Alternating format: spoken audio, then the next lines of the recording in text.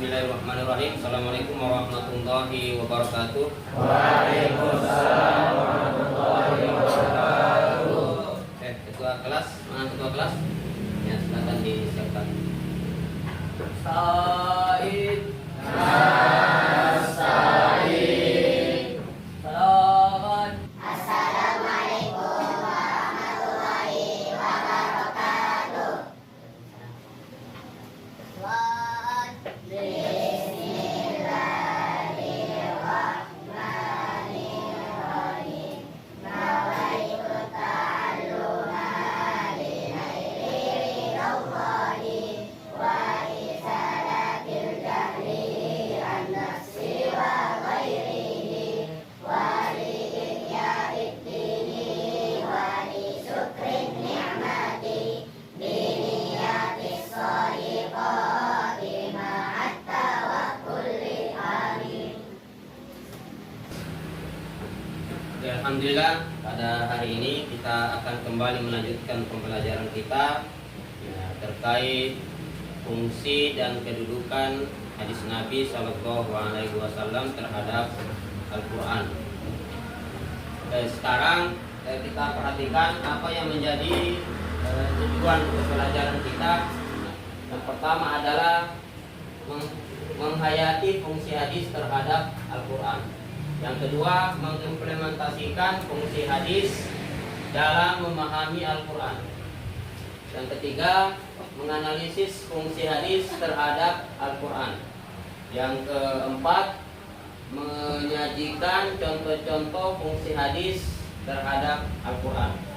Kalau kita melihat hadis Nabi Shallallahu Alaihi Wasallam yang posisinya terhadap hukum Islam, hadis Nabi itu posisinya sebagai sumber hukum yang kedua setelah kitab suci Al-Quran. Oleh karena itu kita harus mempelajari hadis Nabi Shallallahu Alaihi Wasallam itu dengan baik, dengan sebaik-baiknya, beserta ilmu-ilmunya. Ya, mungkin kita juga lewat ya tadi di awal pembelajaran kita membaca nazom, ya, membaca nazom Al-Baikuni sebagai pengetahuan dasar untuk bisa memahami hadis Nabi. Ya, saya mau tanya dulu kepada kalian, apa di antara fungsi hadis Nabi itu ya terhadap Al-Quran? Ada yang bisa menjelaskan? Ya, silakan.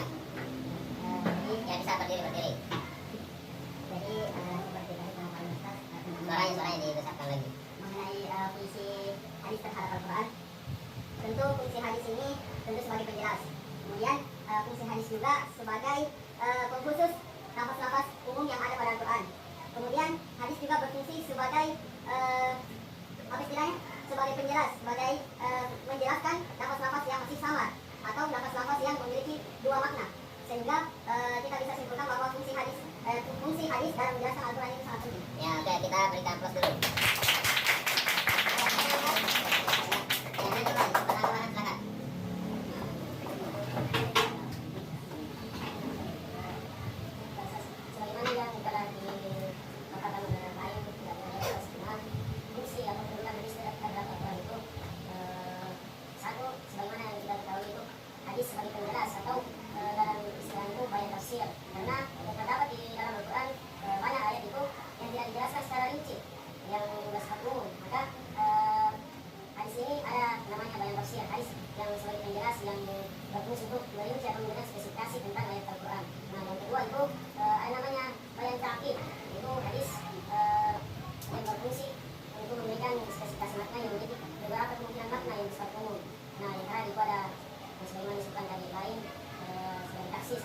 Sifat.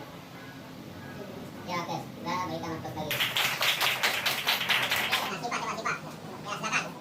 berdiri. Ya, berdiri.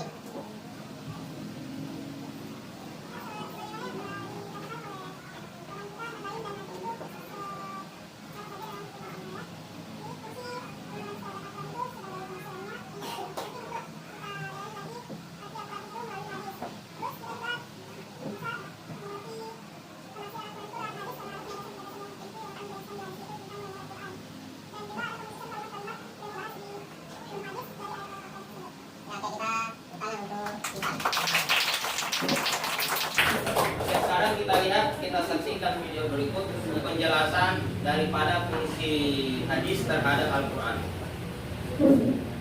Assalamualaikum warahmatullahi wabarakatuh.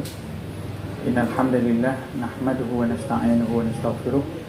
Allahumma shalli wa sallim wa barik ala habibina wa mustafana Muhammad bin Abdullah wa ala alihi wa mawalah. Para pemirsa hadirin hadirat yang dimuliakan oleh Allah Subhanahu wa taala, ada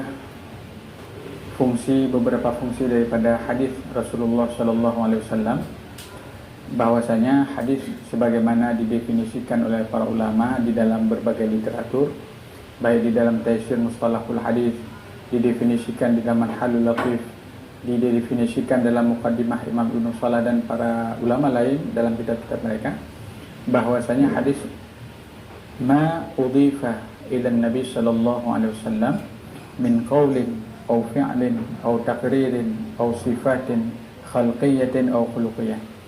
Yang dimaksud dengan hadis Rasul sallallahu alaihi wasallam adalah sesuatu yang disandarkan kepada Rasulullah sallallahu alaihi wasallam, baik itu ucapan beliau, perbuatan beliau,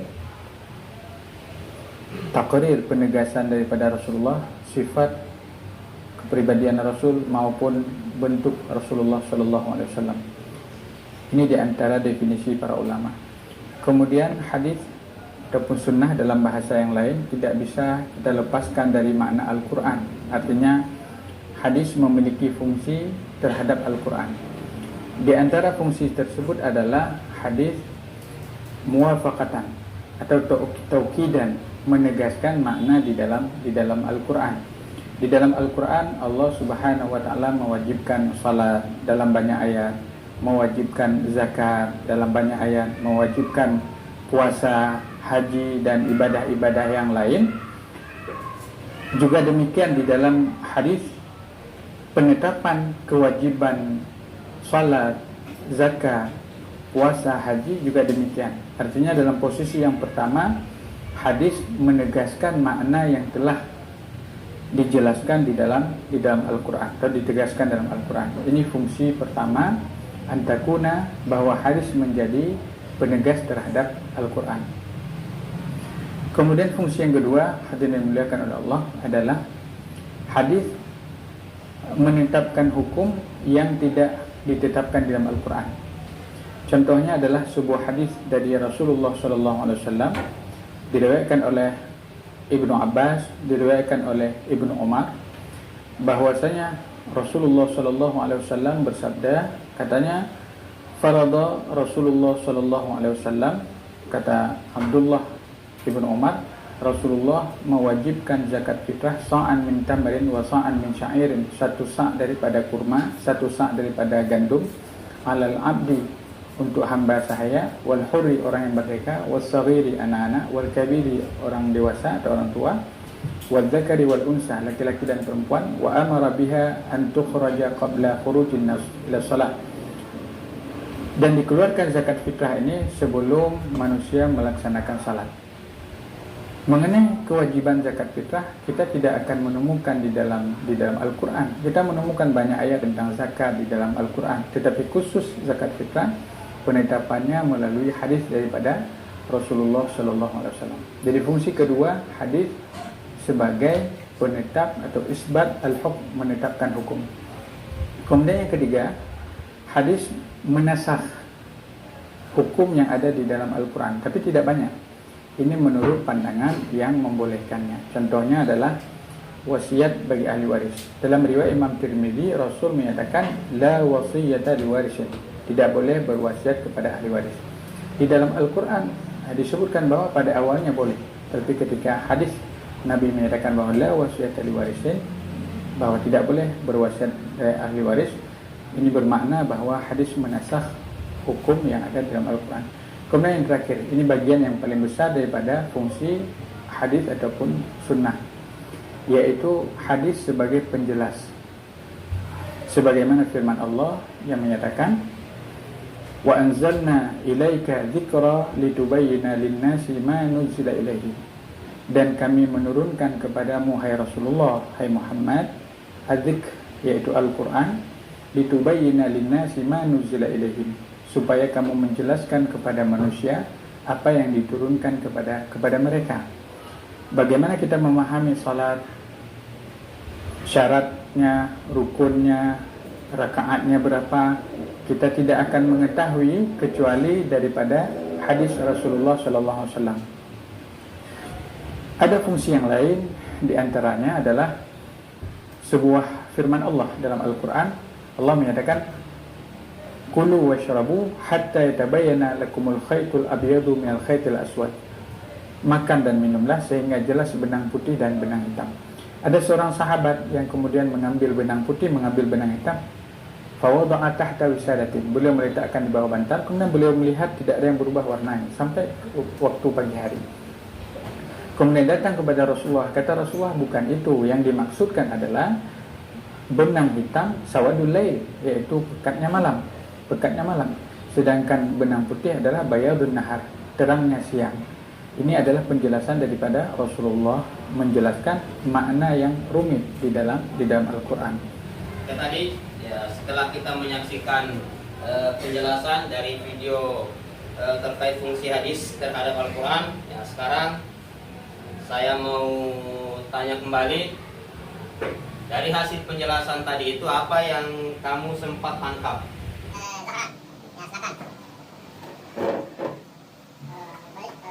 Yang saya tangkap daripada video fungsi hadis terhadap Al-Quran yang baru saja kami tonton, bahwasanya hadis itu dominan atau lebih besar fungsinya sebagai penjelas daripada Al-Quran. Kemudian hadis bisa menjadi taukid, penjelas daripada ayat-ayat yang sulit bagi kita orang awam ini mengerti. Kemudian hadis juga berfungsi sebagai tafsir atau pengkhususan terhadap ayat-ayat yang umum. Ada juga sebagai mengganti hukum, sebagaimana hukum ahli waris yang disebutkan tadi. Nanti kita berikan Sekarang kita sudah memperoleh gambaran terkait fungsi hadis terhadap Al-Quran. Kemudian saya ingin membagi kalian menjadi beberapa kelompok. Sekarang silakan bagi kelompoknya sesuai dengan pembagian kelompok yang sudah diberikan. Oke, silakan sekarang. Lalu kalian berdiskusi ya terkait fungsi hadis terhadap Al-Quran atau tulisan-tulisan yang bacaan-bacaannya bisa dikeluarkan di situ. Ya silakan bagi kelompok. Penjelasan hadis juga terhadap makna yang masih utuh.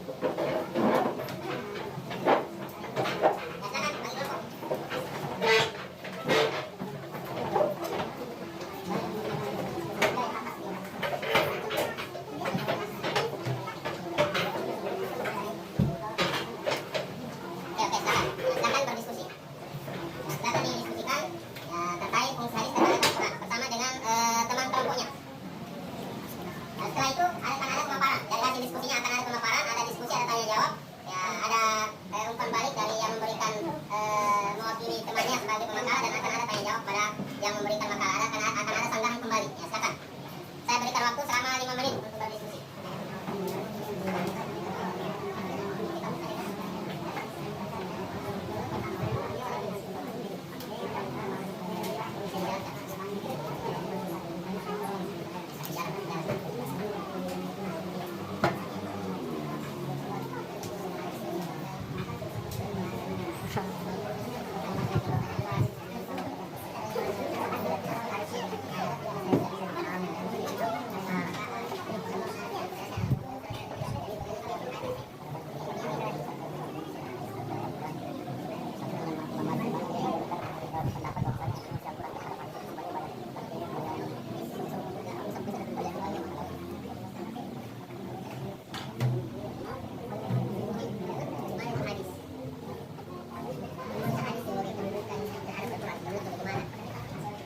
Sebagai penjelas sholat tapi dalam penjelasan itu ada di hadis seperti rukun dan syarat-syarat menurutnya bagaimana? Apakah sebagai hukum atau sebagai apa? Fungsi hadis ini.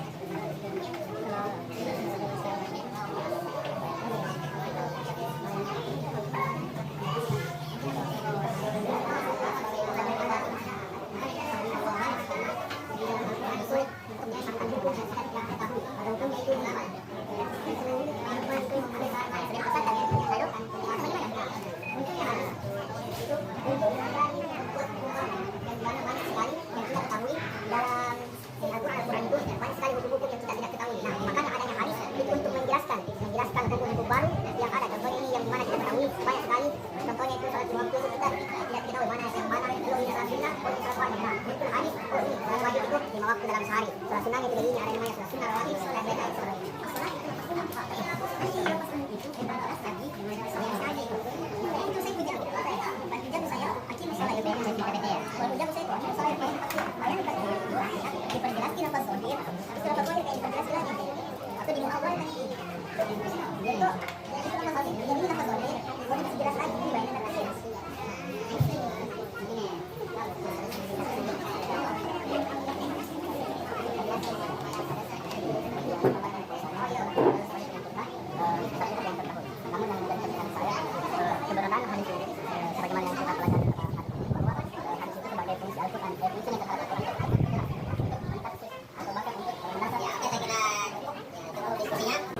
Sekarang kita akan lanjutkan ke pemaparan makalah. Saya persilakan kelompok 1 untuk menyampaikan hasil diskusinya ya bersama dengan teman-temannya. Ya, silakan ambil posisi di depan.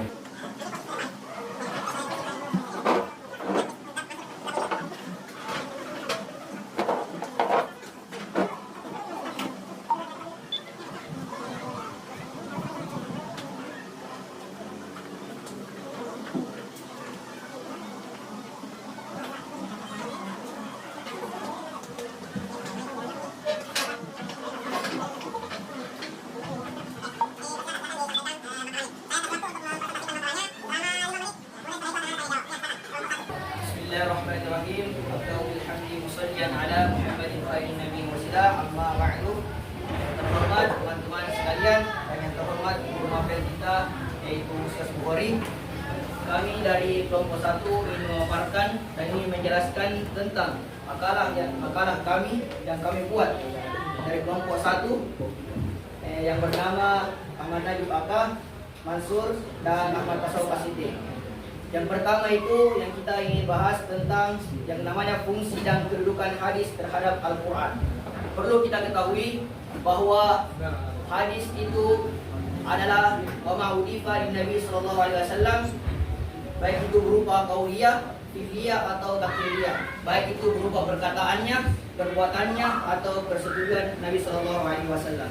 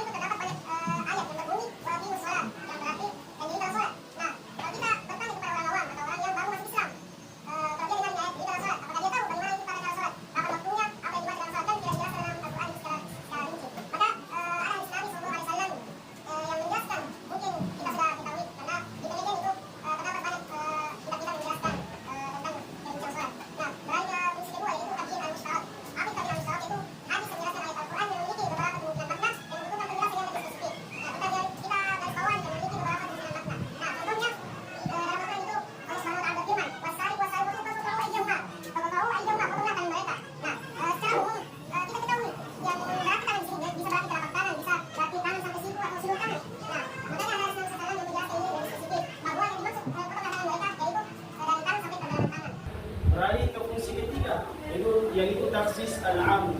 Nah, mungkin kita sering dengar kata taksis baik dalam ilmu usul fikih dan ilmu agama lainnya.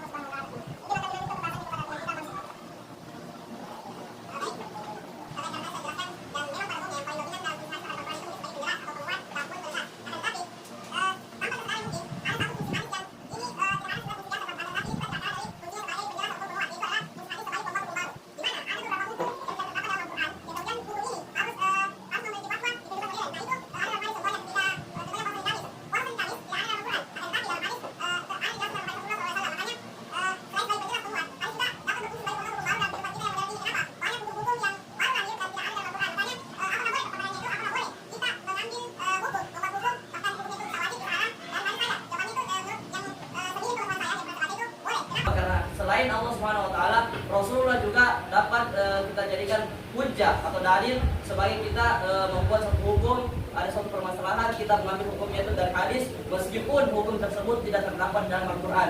Contohnya juga seperti memakan hewan yang bertaring, bercakar tajam itu tidak diharamkan dalam Al-Qur'an, tetapi diharamkan dalam hadis Rasulullah SAW.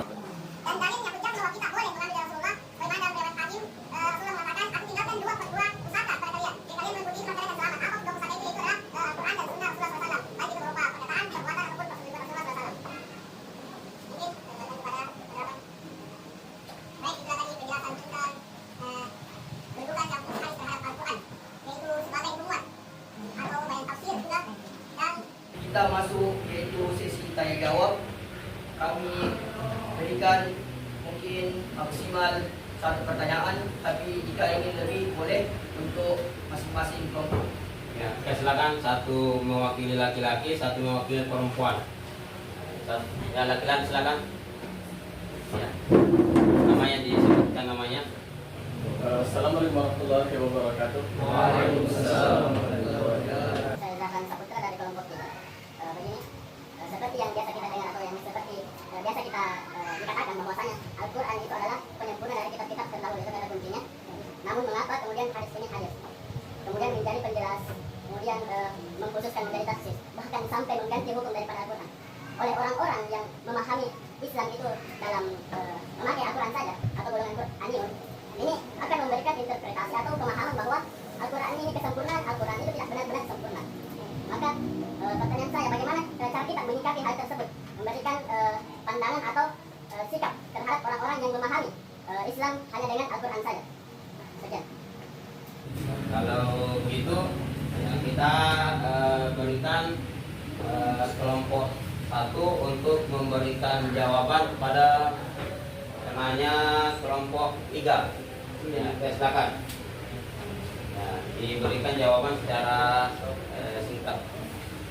Ya, silakan. Oke, mungkin saya perjelas dulu pertanyaan Zahrannya. Mungkin Ustaz Zahran itu bahwa Al-Quran ini kan Al-Quran sudah sempurna.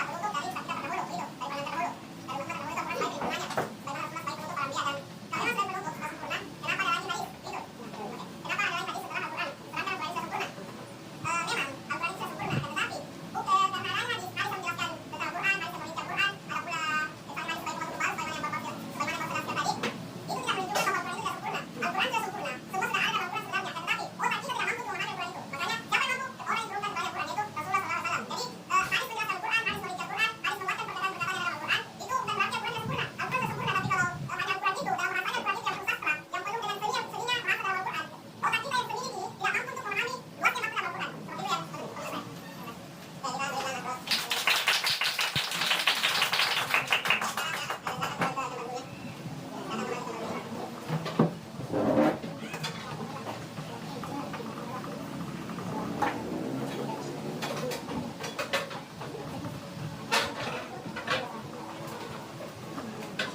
Oke, sekarang kita perhatikan posisi hadis dalam penetapan hukum.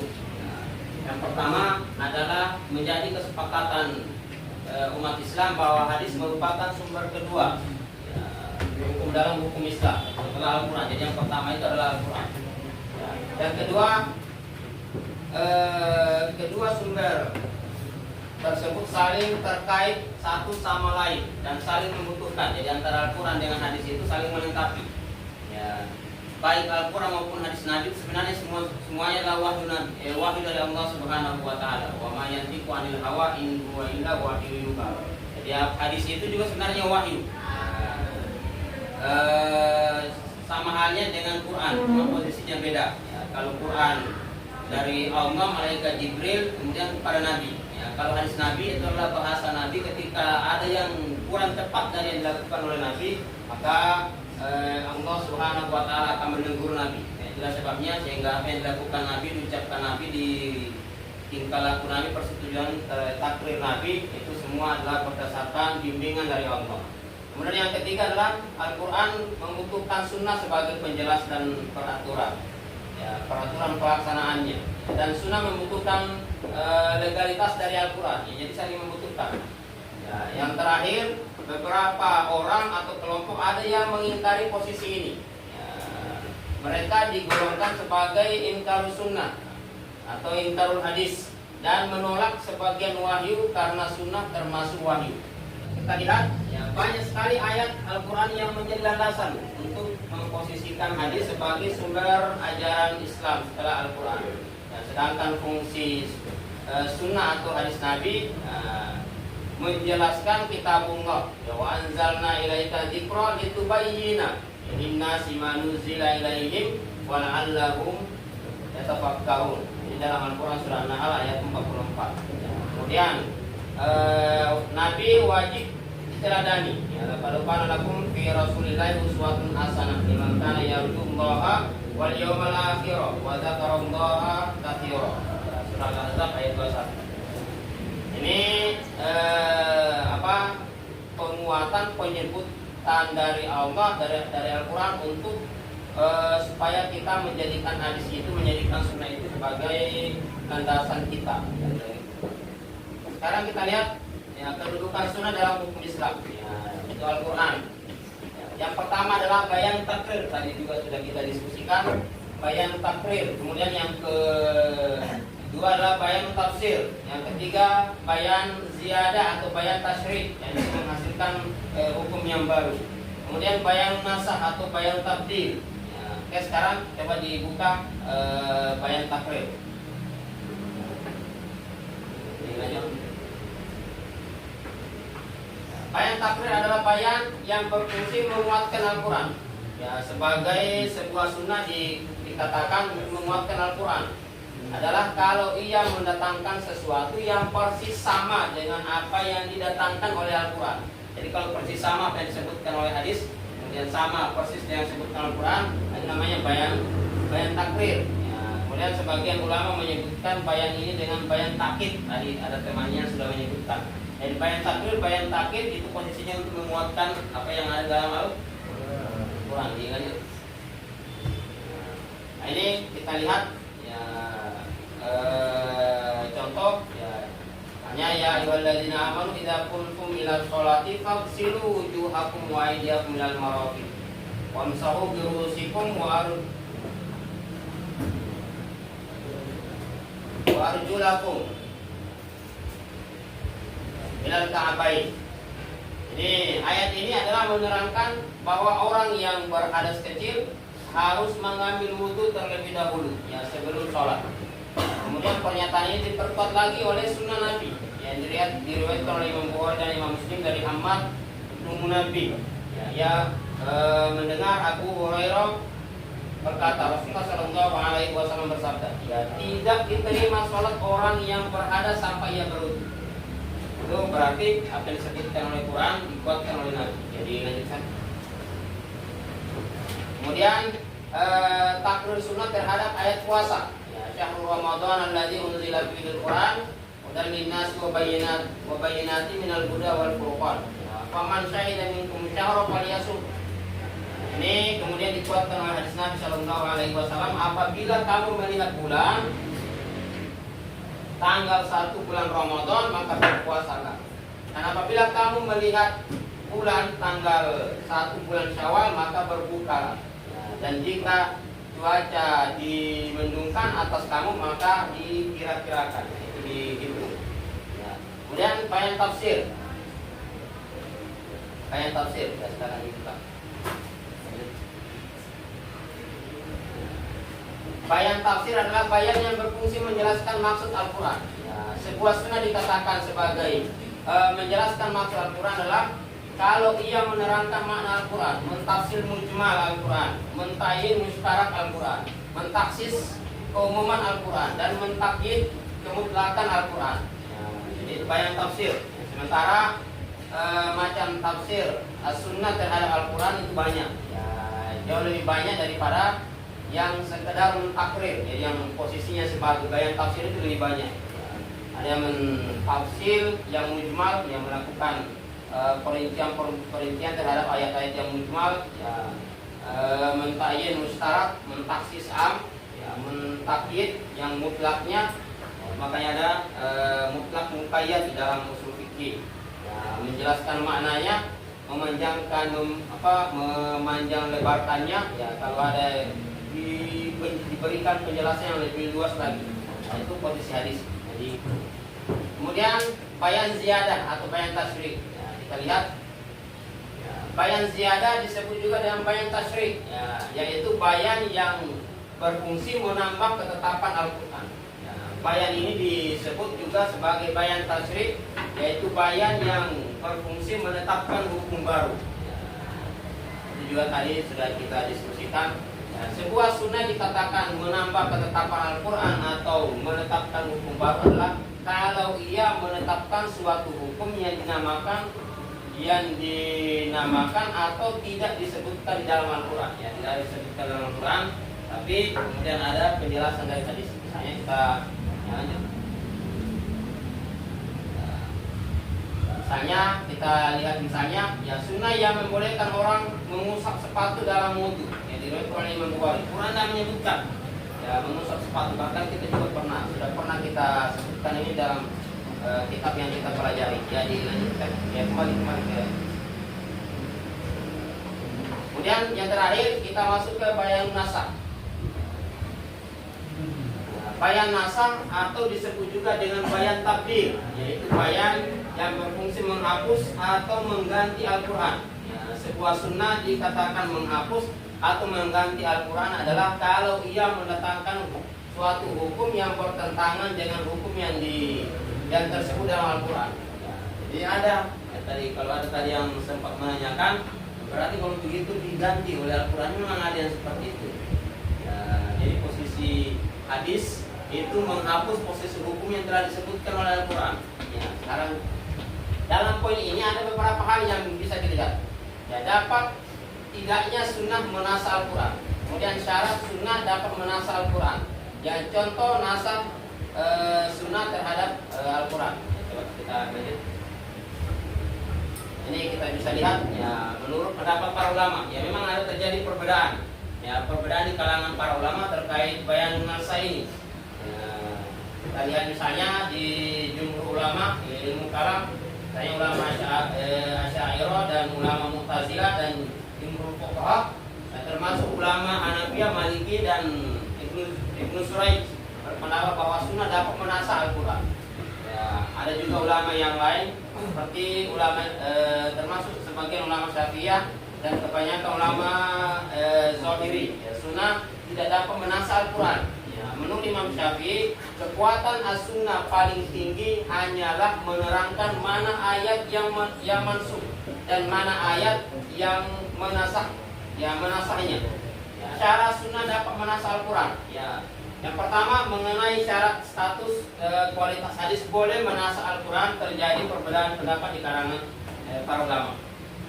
Menurut ulama Mu'tazilah, hadis bisa menasah Al-Quran hanya hadis yang mutawatir. Jadi yang mutawatir saja bisa menasah Al-Quran. Ya, ini kalau menurut pendapat yang pertama.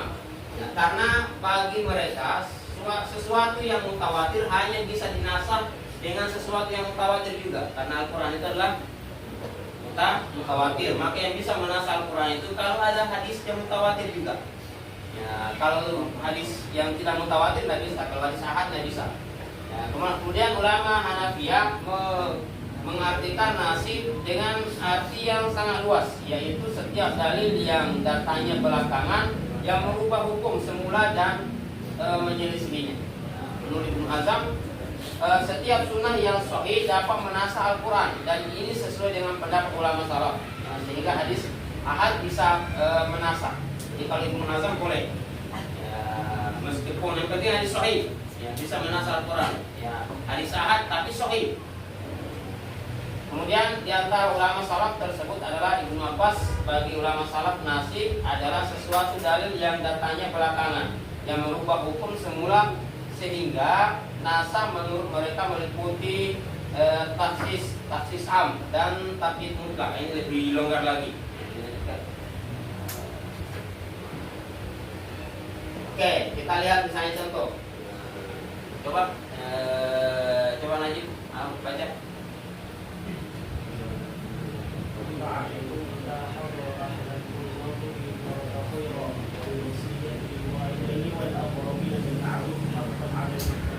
Oke, sekarang ayat ini menurut ulama Hanafiyah itu mansukh dengan hadis Nabi yang melarang berwasiat kepada ahli waris.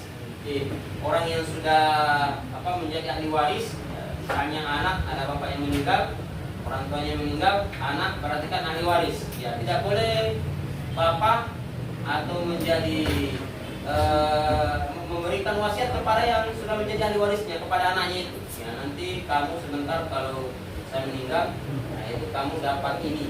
Nah, itu kan sifatnya wasiat yang begitu. Nah, itu dikasih wasiat tidak boleh.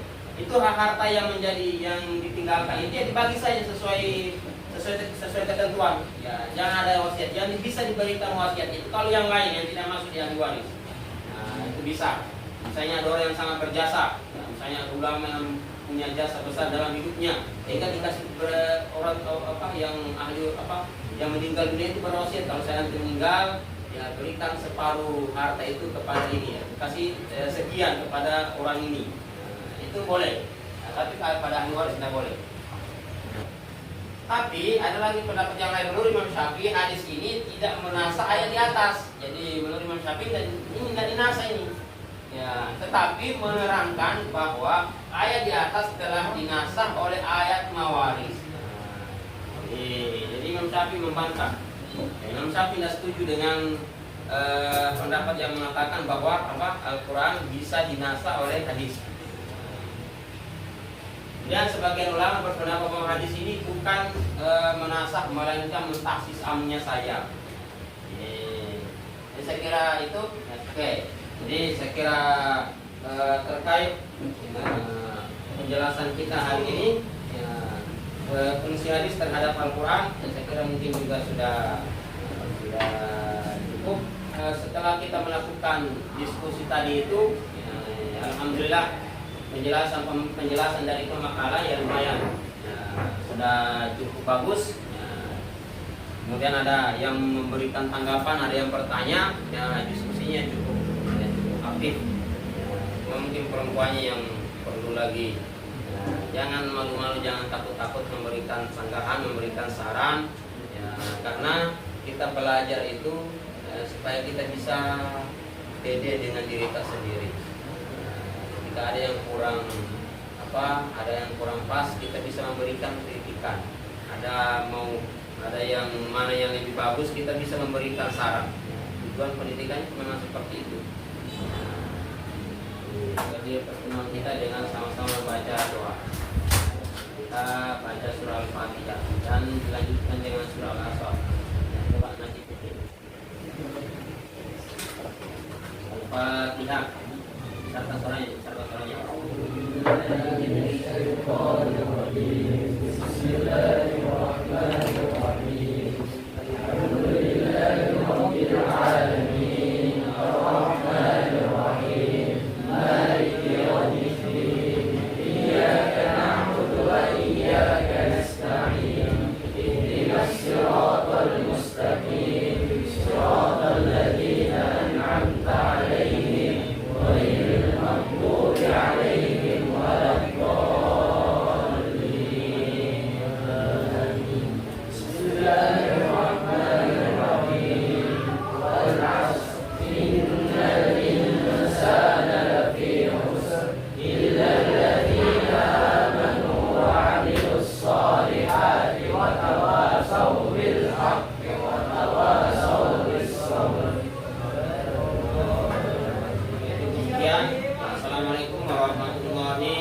wabarakatuh.